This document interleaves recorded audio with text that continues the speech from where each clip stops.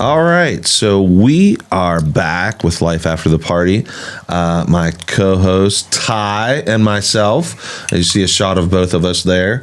This is kind of a new thing that we're doing, but it's not really new. It's just us talking about current events or just different things that are happening with sobriety and in the sober community, which is something that we really think we should touch on. And so we're just going to go straight into it because we've been talking about it before we started even. So yeah, really, we just kind of getting into it. We realize that we can't get guests every time, so we kind of want to record every week. So this is the way we're going to kind of do things too. So like Ryan was saying, we're just going to jump on into it. Well, here we go. So the first topic that we were talking about different things and how we were going to do this.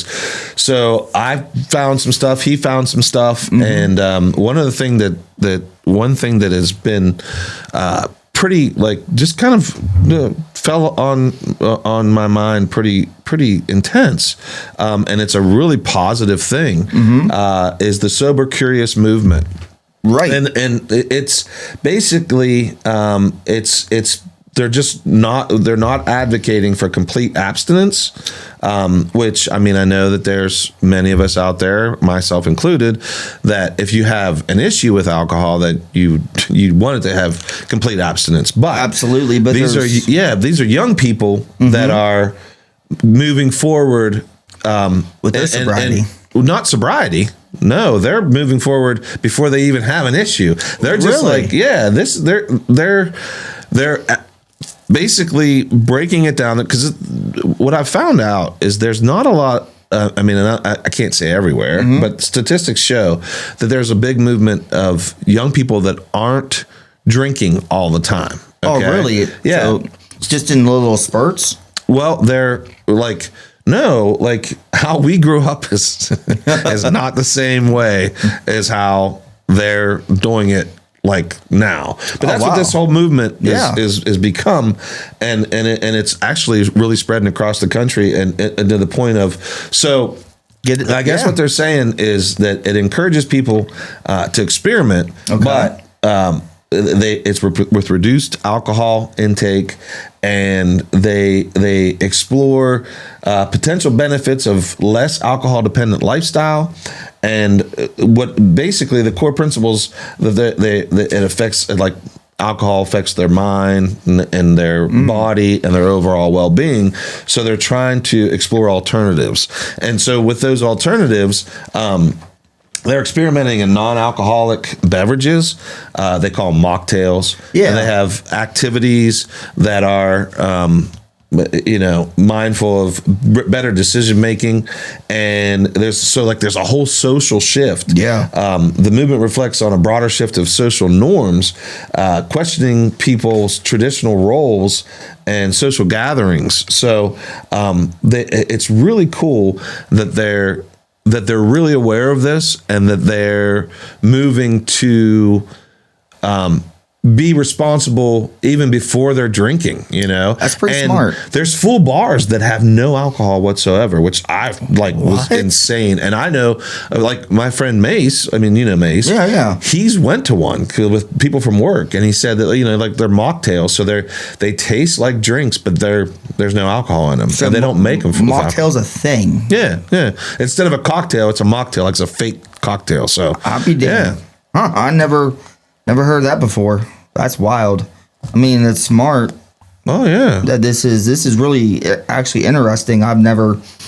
We've talked about it a little bit, but you brought this up and wanted to talk about it. So I kind of looked into it a little bit as well. And you got a little bit of like mindful consumption. I'm guessing that's like how alcohol affects your mind, body, and overall well-being.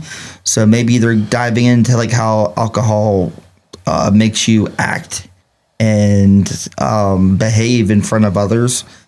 That's really cool. Because I know I acted like an idiot whenever I was drunk. Well, and I think that's one thing too. I mean, that's a good point you bring up, because I think that, and like I said in the beginning, we did it different. I mean, we grew up in a small town, and I'm not advocating anything, but it was like a rite of passage. Absolutely. And they're just not doing that. They seem to be, these new generations seem to be well aware of the effects. Right. And they're trying to stay away from it. And I heard and I don't have exact numbers, but I heard the numbers are way down from like people consuming alcohol, young people. I'm sure. Yeah. So, I mean, it's pretty interesting. And then, we'll just have to keep an eye on this and just see how this goes. Yeah, because I'm interested here. This is some wild stuff. I mean, even like what would say social shift, social gatherings, celebrations, like it says non-alcoholic stuff, which is mocktails and beverages. Yeah, but like how people are interacting with each other. Maybe drinking less, but still having fun doing it. Well, yeah. I mean, I think that it's almost like a social experiment, but it's something that's taken gotten wings and it's taken off. Well, that's amazing. Yeah, but I think that just from what I see, I've never been a part of it, but that they're being socially conscious about everything, even before they take that sip. Sip, right? Or they're not drinking at all. So they're not advocating for abstinence completely, but they are saying, we're mindful of it and we're going to watch. So that's something we need to keep an eye on. And it's a positive thing. I mean, again, I'm not advocating to drink at all, but I know there's people that don't have issues with it. But again, like I always say, if there was stickers on alcohol, like from when we were kids, it'd say Mr. Yuck on there. So, but anyway, and then you had, we'll just move into the next topic because we could keep talking about this forever, but I think that it's something, it's in its beginning stages. Right. And we'll find, we'll hear more about this. And as this goes on, we're doing our own experiment too, but as this goes on, I think that we'll kind of follow up on some things like this that we find interesting and hopefully the audience finds interesting. Right. But there's something that you wanted to bring up that I barely know anything about, and so I've learned more because I've been around you. But please, start up with your what your topic is. That I think that a lot of people, they don't seem to. They have their own feelings on it. Yes, absolutely. But they don't seem to know. I know as a layperson, I don't know everything about it. And I didn't even know, which we'll get into once you open up the topic, but it's something that I think people need to hear. Oh, absolutely.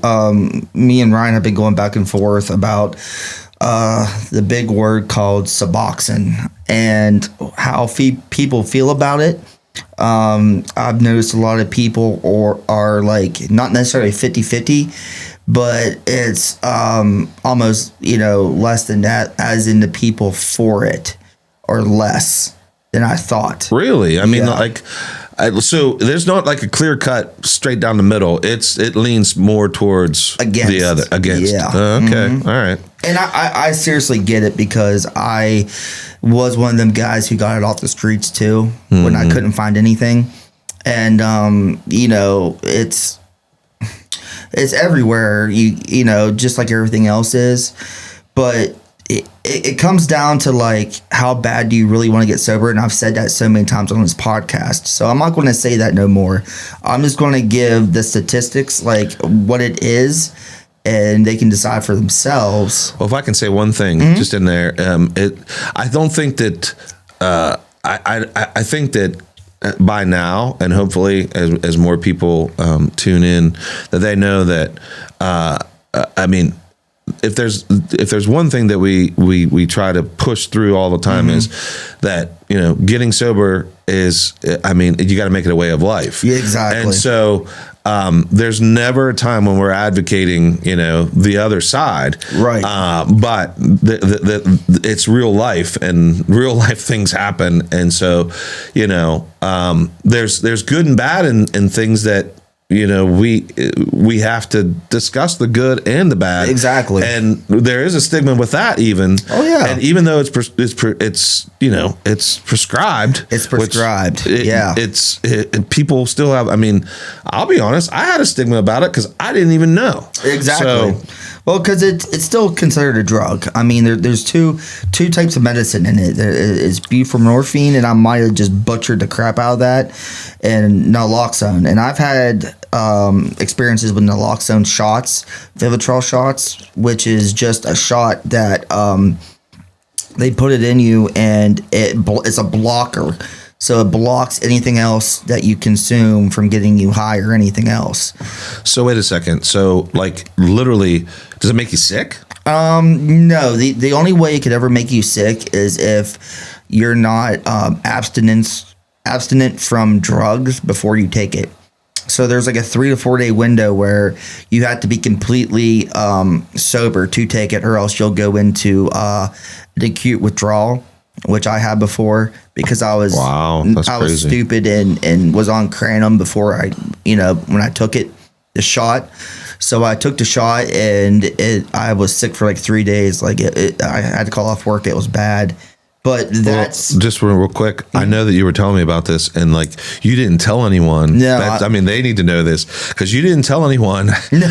at the doctor where they were administering this, which you probably should have, which would have been a good thing. And we don't advocate not saying that, but I mean that just shows because we're human and we have we're afraid. Fear and. It's just like, I mean, to bring the biblical side into it, you think you can do things on your own. Right. But like I feel, and I think that you're starting to see it too, that, I mean, if you have God with you, then it's not really you, it's God. And so you can get through things, but I'm not going into that. But I'm just saying, we're human and we all think, well, I can get through this. I can do this. And you can. And you were trying to do that. So anyway. I literally was fading in and out, and like I was getting sick, muscle cramps, muscle spasms, throwing up. Like it was really bad. So like if you do feel that you really need to go to the hospital and get checked out, I just went through it and I knew what was going on. So I just suffered through it, and then the shot was already in me, so I was okay at the time. But that's absolutely not the way you should do it. Oh, I mean, you're blessed that you didn't have some sort of reaction that could have been really, really bad. Really bad. Like I could have really like they even tell you like if you're on something, please tell us. That way we can not give you the shot until like the coming up days. And I was just like, just give it to me now. Like I'm ready for it. And then it was instant too. Once they plunged it into you, like I sat down for 30 minutes because that's what you're supposed to do. And I got like instantly, like I started to feel myself like getting those withdrawals coming. And it was just like, oh man, like come on, Ty, like what did you do? And like I just knew I had to get home, just tell my parents I was sick, like from work or whatever, ate something bad, and just sit in bed and just ride through it. And luckily I did. Well, yeah, but you know what? I mean, and this is a good place to say this. That's why, and we're blessed that we have more and more people that can help us and help others because we have programs that we're getting tied in with. Exactly. But if you see, like that's you got to be willing to succumb to. I mean, we succumb to. Whatever our addictions are, right? Yeah. So we succumb to alcohol, we succumb to drugs, but what we need to be able to do, if it's so easy for us to do that, we need to be able to succumb to help. Yes. And that's what this whole podcast is about, because back then I didn't want help. Like I thought I could get through it myself. But now, like when me and Ryan teamed up and made this podcast and started reaching out to different resources, we realized that like these people want to help you. You know what I mean? Like we just helped somebody today actually from down past Zanesville. He was having some issues, and we called him, and we got him some resources, what he needed, and hopefully he's checking in. We're going to check in with him tomorrow and make sure he's okay. Well, that's something, you know what, I'm really proud of you, because I just wanted to say this. That was an amazing thing that you did. And I mean, it's a fine line, because when someone's an addict, and I mean, you know, anyone who's watching this show has to know someone who's an addict. I mean, they have to know. And the fact that, I mean, it's hard to, like, when you open your heart to someone, it's hard to know. And even if we know the signs because we've been through it. Right. It's hard to know if someone's like, you know, what to do for someone. You don't want to, you don't want to help someone to the point where you're helping them too much. Well, right. Or like giving them things that they can go out and resources. To do something you're not supposed to do. Right. To instead of helping, which is what you're trying to do. Right. You end up hindering because you're giving them an outlet to get high again. Exactly. And so that's a fine line. But I mean, I will say this. I'm really proud of you for what you did. And I really am. I mean, it was, you know, this guy has been talking to this person, and they went through you know, rehab together, so he knows him pretty well. And throughout the time, and I'll be honest, I mean, I'm like, you got to be careful, you got to watch, you got to do this. Yeah, you need to. Throughout the time, I mean, Ty stayed with him, and that just shows you what your character is, and I'm proud of you. And I just wanted to tell you. Well, I mean, I hope so, but yeah, you no, I would have. But I mean, I'm take the credit because it is it's something to be. It's something that I'm proud of. I'm proud of you for it. So thank you. It's just something that, yeah. But anyway, so let me ask you this: when okay, so on Suboxone, like, so we talked about the pros and cons, but like I was talking to you about, there was a doctor that I saw, like I watched something on YouTube, and it was eye-opening for me because, like I was saying earlier, I didn't realize that Suboxone was something that you could give to someone for opiates. I just thought it was only for heroin. Like, I didn't know any better.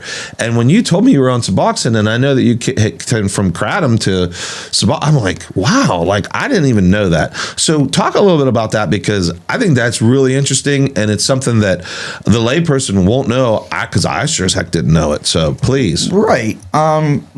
Like we said, you know, Suboxone, it's not for everybody, but, like, you know, it's something you can really try. It was my last resort. So, like we said, it was, you know, two combinations of two drugs. And those two drugs are, you know, buprenorphine, which I might have just butchered that. And that is basically a partial opioid agonist, meaning it activates opioid receptors in the brain, but to a lesser degree. So it kind of helps the cravings from the drugs that you're on. So that's where people don't like, is because it's a lesser. It's not a complete zero. It's a little bit. You'll get a little bit of that high, but it's not a lot, and your body gets used to it after a while because you step down from it, most likely. Hopefully you will.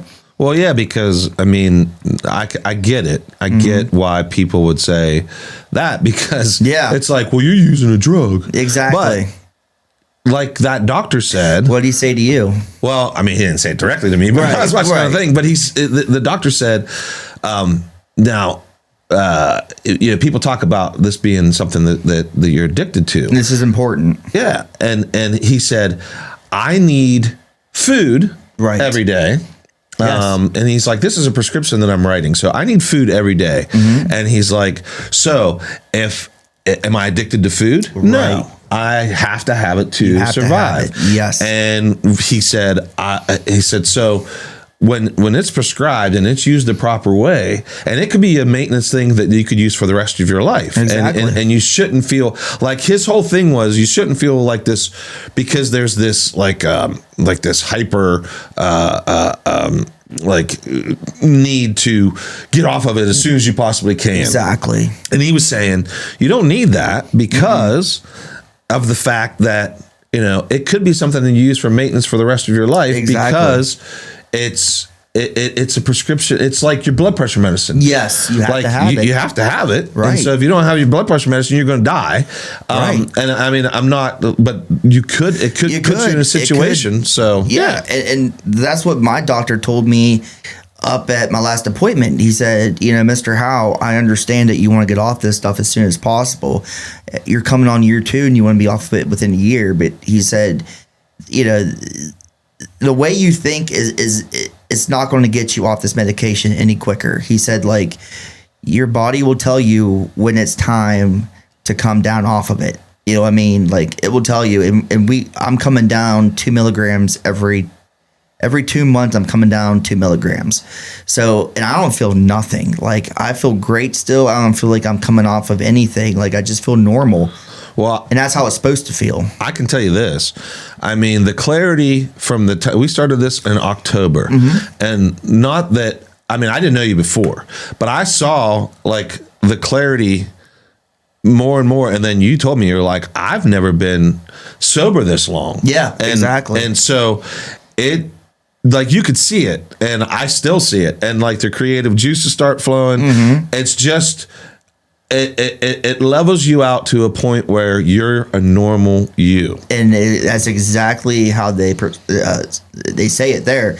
It's not going to get you high. You're not going to feel awful when withdrawals. It's just going to make you normal, like the person you were before. You're just going to get it sooner because you're on this medication. But when you come off of it completely, you're still going to feel the same way you did before. You're just going to know that that medication, that time period in your life is finally, the chapter's shut. So now is, you don't have anything to rely on but your tools that you've learned.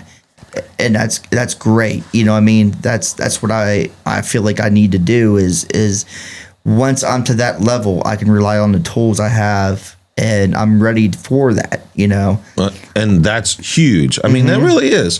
And that's something, that I think,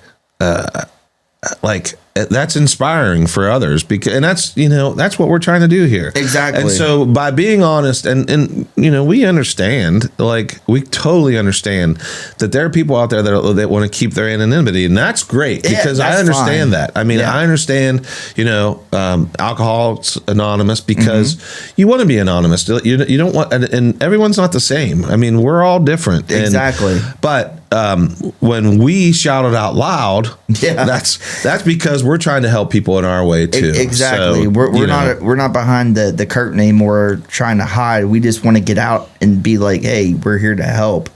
That's all we're trying to do. Right. And it's an everyday thing that people deal with at, all walks of life. Yeah. I mean, we walked around yesterday for like 2 hours. For 2 hours, and so many different people said so many different stories, and it may not have been like, I was, in a dark room and shaking and this, that, or the other, what people say, oh, that's a horrible addict or whatever. But they were like, I was in the service and this happened and this happened and this happened. And I knew that I couldn't do it anymore. And it's anything in your life. I mean, it doesn't have to be like opiates or alcohol. It's anything in your life. PSD is a big one we hear about. I mean, anything that is, well, no, PSD, yes, PSD is something that needs help. Yeah. But I'm saying anything can be an addiction. Oh yeah, just any mental health. Yeah. Like it. No, like anything that's a problem is an addiction. Oh yeah. So if you're like, if you're shopping too much. Oh yeah. Food, shopping, food.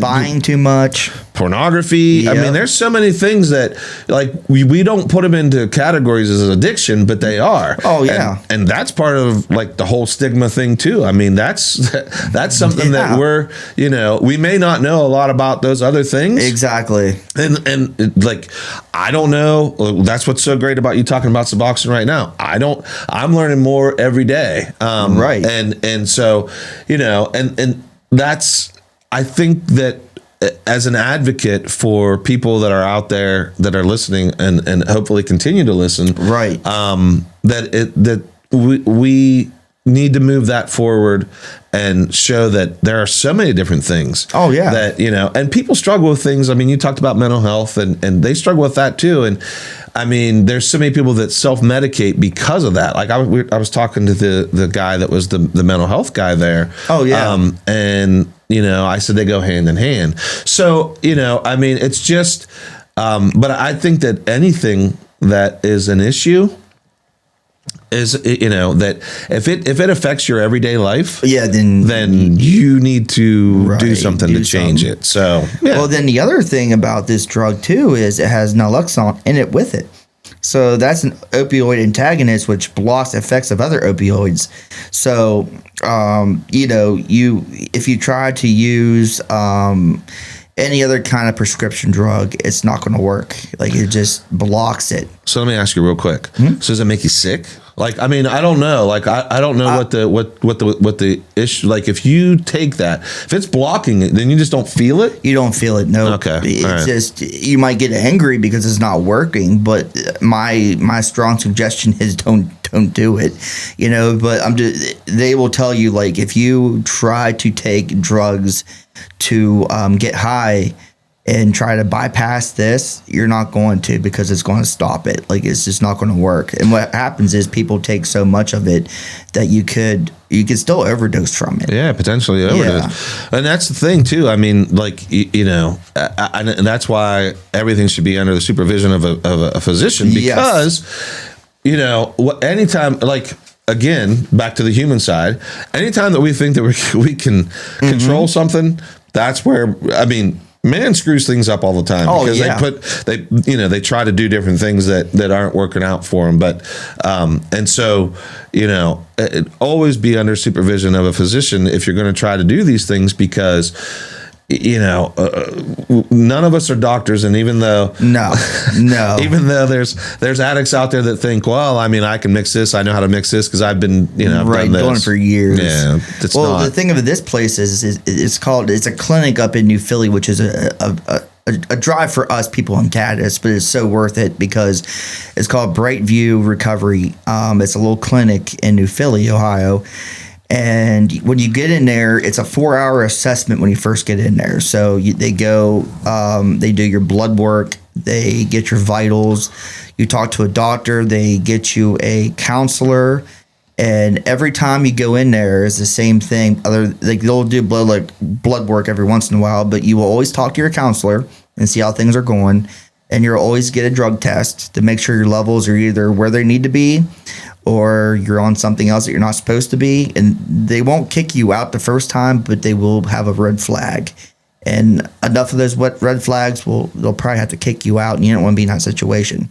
Right. But so how many red flags? Like, okay, so how many strikes do you get? Like, it's not like baseball. You don't get 3 strikes and you're out, but how many strikes do you get? I'm just curious. I think you get, I do think you get like 1 strike. Okay, they're going to be lenient. 2 strikes, you're pushing it. 3 strikes to 4 strikes, I believe it's like, okay, you're going to have to talk to a doctor, like, face to face, and you're going to explain your case on why this is going on, and they can see right through you. Right. You know what I mean? Yeah. I've just heard stories, but like they'll ask you, like, why is this in your bloodstream? Like, the only thing they won't kick you out for is marijuana, which I think that's cool.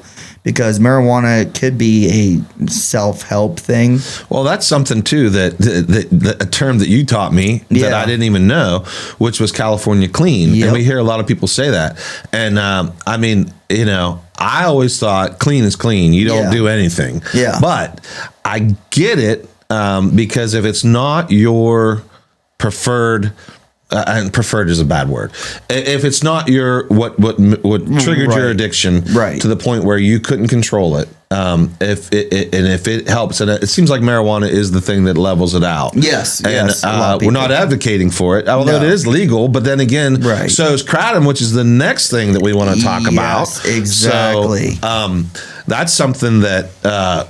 I mean, can we move on? Do we have enough about Suboxone, or do you want to keep going? I mean, it was a good segue in. No, it's a great segue. I was just going to say, like there's a thing on like how it works. Like Suboxone helps people with OUD, which is addiction use disorders is what it is. I think I might be butchering that. By reducing opioid cravings and withdrawal symptoms. What's it called? OUD? OUD. Mm-hmm. Okay. I'm looking. No, you're okay. You can look that up. Yeah, I'm seeing it says if you're considering Suboxone treatment for OUD, it's important to. So I think it's opioid use disorder. Yeah, okay. Opioid use disorder. Yeah. And it's by binding opioid receptors, buprenorphine, which could be butchering that, helps stabilize brain chemistry and prevent withdrawals. And Alexon is a component discourages misuse of medication. So down here it says, important to consider, subs are most effective when used as part of a comprehensive treatment program that includes counseling and behavioral therapy, which is what I get up there. Like other opioids, buprenorphine can be misused and lead to dependence. So you got to remember that. Like you got to be on your game when you do this stuff. So can you? I'm just curious now. Now you just got my curiosity. Absolutely. So I'm not even going to try to say that word. Whatever you said. Buprenorphine. Buprenorphine. So is that something that people will use on its own? Like I've never heard of that before. That's just something that I'm curious about because you said that it can get you high. I just wonder if people have used that. That's something I don't know. I don't know if it's an actual pill that you can use to get high, just the buprenorphine, or I'm sure it is. I've never used it as a pain to get high. Off of, or just wasn't accessible to me. Well, I was hoping you wouldn't use it, but I mean, I'm just saying, if there's something that like there's a warning that they're putting on there, so it's got to be something that people can get a hold of. You can get a hold of, yeah. Because I mean, it is 2 drugs, so it has to be something you can grab off the streets or something, or maybe people just don't. It's not like people just don't want, it's not on the streets a lot. Maybe it's something they mix with something else and it's, it's whatever, pills. I mean, but that's interesting. And again, we can continue to talk more about Suboxone, but I think that that just gave a good overview of what, like, just both sides of it and showing that it is something that's for some people it's a necessity. Yeah. Some people, like I've been on it for 2 years now. I want to get off of it within a year, but with talking to you, my parents, my counselors up there, it's, my body will tell me when I'm ready, and I'm not going to jeopardize my sobriety.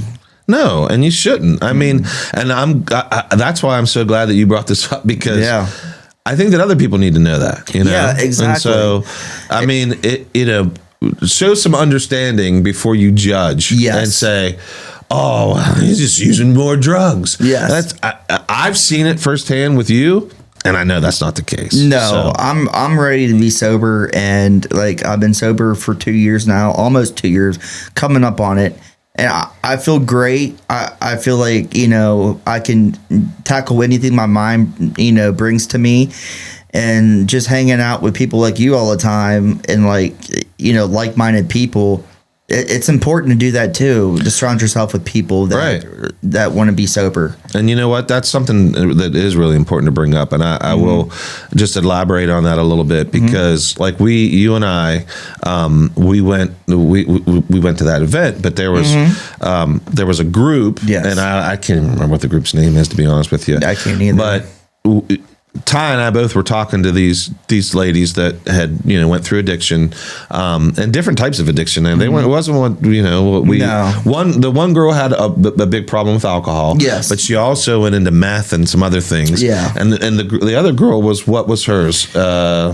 Was it cocaine? It was cocaine for sure, but maybe a little bit of heroin, touch of heroin. And it was a faith-based organization, which was a really great program that they believe in wholeheartedly. Yes. But they were asking the one girl asked me, "How do you do it?" Because I mean, we're different. We're different degrees of time frames. Where like I'm 15 years, and it's probably more than that at this point. It probably is. But she's like, how do you maintain when you're in a group or when you're in AA? She's like, you have someone that basically is holding you accountable. Yeah. And I mean, I don't want to make it cut and dry like that, black and white, because there's a lot of gray there. Yeah. But yeah, I mean, there's someone there that's there for you. And Exactly. I said, and I hope that I didn't give poor advice, and I don't think that I did. I said, well, you have your faith is a good base that you have, and this girl really had strong faith. And I said, and you know, someone who can hold you accountable is good. And I don't know if that's the right term to use, but No, it is. I think it is. But someone who's there for you, and when you surround yourself with people who, and it's just like this in life, and it doesn't even have to be. I mean, literally, it does not have to be that you have a drug addiction or whatever. It could be your mental health, and you don't feel good about yourself, or you don't feel. If you have somebody that supports you wholeheartedly and does not judge you Exactly. and just wants the best for you, then you get a leg up, and that's in addiction or in life. So that's a good thing. And that's a good thing. What we'll do on this, what I'm hoping because we could talk forever, but like there's another thing that is very interesting that you've taught me more about too. But you found kratom. it. But I saw there was a pro wrestler. His name was Sabu, and when I was a kid, I mean, like, he was extreme. Like, it was ECW, and like he destroyed his body. They all did. Like they did things that were like, it wasn't like WWE or what WWF back then, but WWE is now, or any of those. I mean, it was like they destroyed themselves because the crowd loved it, and it was really violent. And so this Sabu, I think he was 60. I think that's what we were talking 60 about. 60 years old, yes. And he just recently was supposed to have his retirement match. Okay. And when he did this, like, they booked it for him, and they said that he said, like, his people said, well, he can't do it because he's in such pain. And I mean, of course, I wasn't there. I just saw this video. Right. And then I read this article, and I sent the article to you. But it basically broke it down to that like, he wasn't going to be able to show up for his own final match. Right. And they said that his feet were bleeding, and they didn't really elaborate on why his feet were bleeding, but they said that he was in such poor shape that he couldn't even move around. He ended up, and this is where I was like, oh my gosh, because the headline says kratom. Yeah. And so he took kratom and or kratom. I say it wrong every time. But anyway, he took that. And now, of course, you know, there's the people that are pro kratom, because we were just talking about, like, marijuana being legal. Exactly. Kratom's legal, or kratom's legal, and you can buy it at head shops or even at gas stations. Yeah, everywhere. Which, you know, and you told me this because I didn't even know it existed. And like, they're like, he had to have other things in his system. But we know, because we've talked to people, that there are folks that don't have anything in their system, and they die from it. And with that girl yesterday, we just talked to one. Yeah, she said that her son, her son passed away from overdosing on kratom, and there was nothing else in his what do you call it? Toxicology report. Yeah. There was nothing else in it but kratom. Wow. And he passed away from it. So there's another person that falls death to kratom. And that's the thing. I mean, like, from what I mean, and I'm like, it's just crazy because like, they talk about it like it's coffee. And I mean, we've had a show where we need to talk with her again, but we had a show where we discussed it, and it taught me more there. But I mean, you showing me and telling me what it is, like, I mean, there's so many folks like that are just like me that have no idea what it is. And so that opened my eyes. And I mean, of course, I don't know a whole lot about it, but that it was shocking to see that in the news, because, you know, and they don't have an autopsy yet, so there may be more, but, and you know how WWF is so huge that they could do whatever they want with that report. But what people need to realize is the people who we meet that are just normal folk, when we hear a story about them and their family members falling death to it, that's a red flag, man. Like that's the reddest flag. Yeah, we have another lady coming on here when we do remote that she has had family members die of kratom, and she wants to come on here and talk. Well, and that's the thing too. I mean, something that they claim is like coffee that has been around since when like Vietnam War was over. Yeah. And it's a huge industry. I mean, billions of dollars, big time. So it's hard to get legislation, which we talked to her about. But it'll be interesting to see how this plays out. Yeah, because it is something that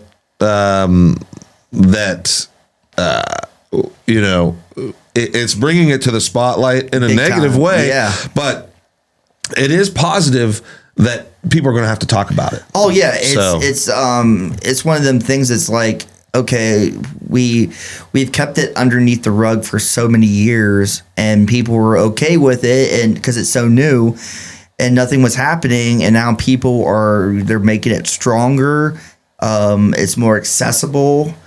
I think it even said, and I could be wrong, but in that article it said like they can sell it to 16-year-olds, which is ridiculous. I didn't know that. Yeah, I honestly, because I remember when we were talking to Wendy that they were trying to get at least legislation so that you couldn't sell it to underage people. Exactly. I did know that, but I don't know where that stands. And that again, because of what we talk about, we will definitely be discussing more of this because we're going to have to follow up. First off, it's a huge part of what you went through. Yeah, 4 years of it. And so it's something that, we'll definitely continue to follow up on because it's something that is very important in the whole scheme of things with sobriety and people considering it to be something that's not harmful when the studies are showing that it is. I mean, it's very much harmful.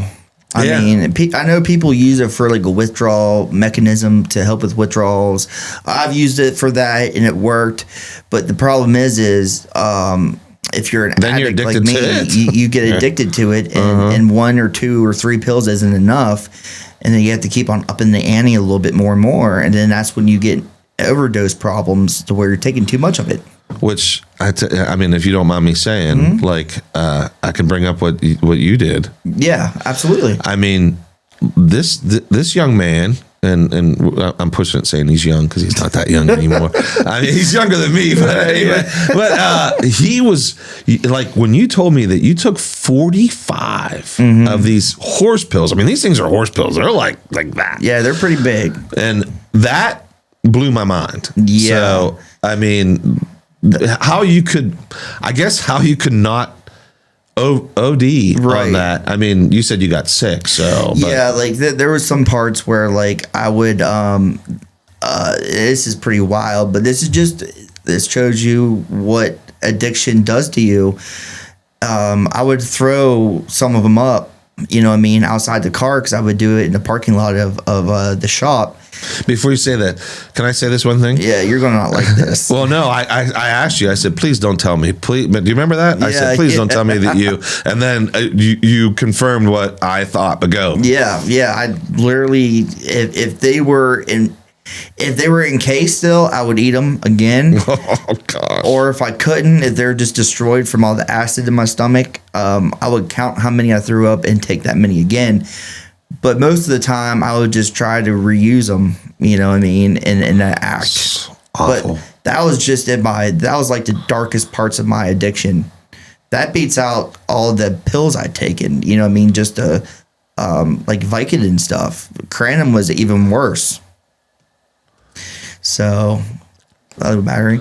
All right, well, we're 43 minutes in, so. Yeah, and I think that this was definitely something new, and it was I think it was informative. Yeah, I think it was great. And it was very enjoyable. Yeah, I liked it. And I hope that the folks enjoy it because I do too. You know, like you said, we're not always going to have guests. Right. And that, I mean, not that we don't have guests lined up, but we have a lot. Sometimes scheduling is hard and we want to keep moving and keep that content. message out there all the time. It's more about the people out there than it is about us right here and the guests we have. So we're going to continue to try to do that. And so I guess what we'll just do right now is because our battery's dying too on top of everything. So this is a good run for this first time and of doing it this way. Yeah, and I think just from watching it unfold and the stories, I mean, I was intrigued. I was too. And so I think and hope that everyone else will be. Yeah, this was a more structured run than what we usually do, and I think it